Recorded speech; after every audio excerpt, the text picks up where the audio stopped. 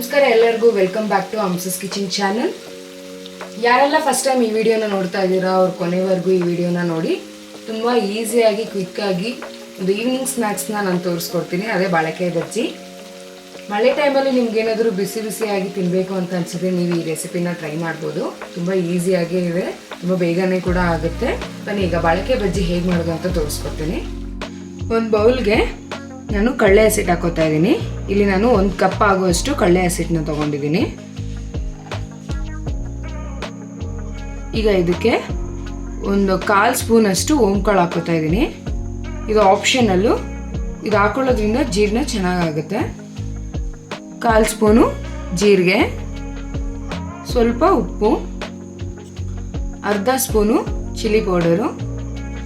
ಈಗ ಇದಕ್ಕೆ ಸ್ವಲ್ಪ ನೀರು ಹಾಕ್ಕೊಂಡು ಇದನ್ನ ಕ್ಲೀನಾಗಿ ಮಿಕ್ಸ್ ಮಾಡ್ಕೊಳ್ಳೋಣ, ಯಾವುದೇ ರೀತಿ ಗಂಟಿಲ್ಲದೆ ಇರೋ ಹಾಗೆ. ನೀವು ಯಾವಾಗಲೂ ಬೋಂಡಾಗೆ ಯಾವ ರೀತಿ ಕಲಿಸ್ತೀರೋ ಅದೇ ರೀತಿ ಕಲಿಸ್ಕೊಳ್ಳಿ. ಸೇಮ್ ಬೋಂಡ ಹಸಿಟ್ಟು ಹೇಗೆ ಕಲಿಸ್ಕೊತೀರೋ ಅದೇ ರೀತಿ.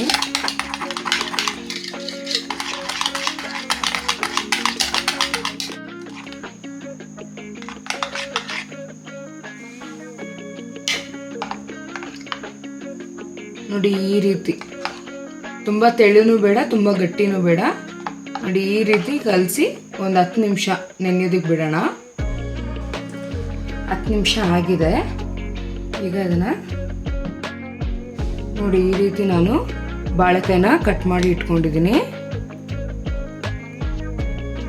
ನಿಮ್ಗೆ ಯಾವ ಸೈಜ್ ಬೇಕೋ ಆ ಸೈಜ್ ನೀವು ಕಟ್ ಮಾಡಿ ಇಟ್ಕೊಳ್ಳಿ.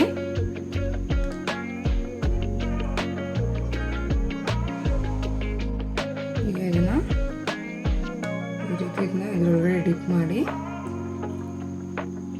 ಈ ರೀತಿ ಕ್ಲೀನಾಗಿ ಮಿಕ್ಸ್ ಮಾಡಿ ಬಾಳೆಕಾಯಿನ ಎಣ್ಣೆನಲ್ಲಿ ಬಿಡೋಣ.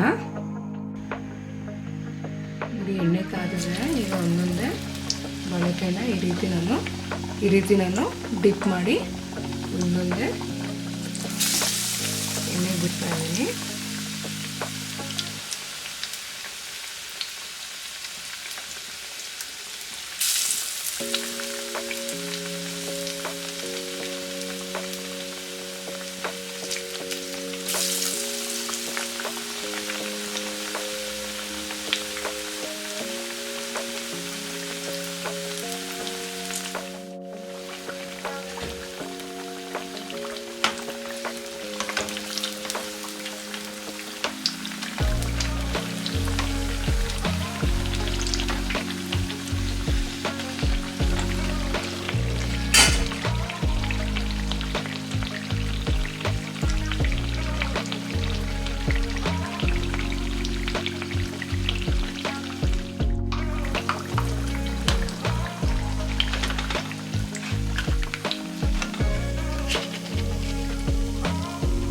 ನೋಡಿ ಎಷ್ಟು ಚೆನ್ನಾಗಿ ಬಂದಿದೆ.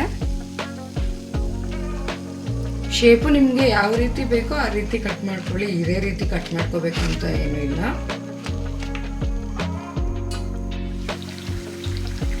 ನೋಡಿದ್ರಲ್ಲ ಎಷ್ಟು ಈಸಿಯಾಗಿ ನಾನು ಬಾಳೆಕಾಯಿ ಬಜ್ಜಿನ ಹೇಗೆ ಮಾಡೋದು ಅಂತ ತೋರಿಸ್ಕೊಟ್ಟಿದ್ದೀನಿ. ಇದೇ ರೀತಿ ಸಿಂಪಲ್ ರೆಸಿಪಿಗಾಗಿ ಹಂಸಸ್ ಕಿಚನ್ ಚಾನಲ್ನ ಸಬ್ಸ್ಕ್ರೈಬ್ ಮಾಡೋದು ಮರಿಬೇಡಿ. ಇನ್ ಕೇಸ್ ನಿಮ್ಗೇನಾದರೂ ಈ ರೆಸಿಪಿ ಇಷ್ಟ ಆಗಿದ್ರೆ ನಿಮ್ಮ ಫ್ಯಾಮಿಲಿ ಫ್ರೆಂಡ್ಸ್ಗೆ ಶೇರ್ ಮಾಡಿ, ಲೈಕ್ ಮಾಡಿ, ಸಬ್ಸ್ಕ್ರೈಬ್ ಮಾಡಿ. ಈ ವಿಡಿಯೋ ನೋಡೋದಕ್ಕಾಗಿ ಧನ್ಯವಾದಗಳು.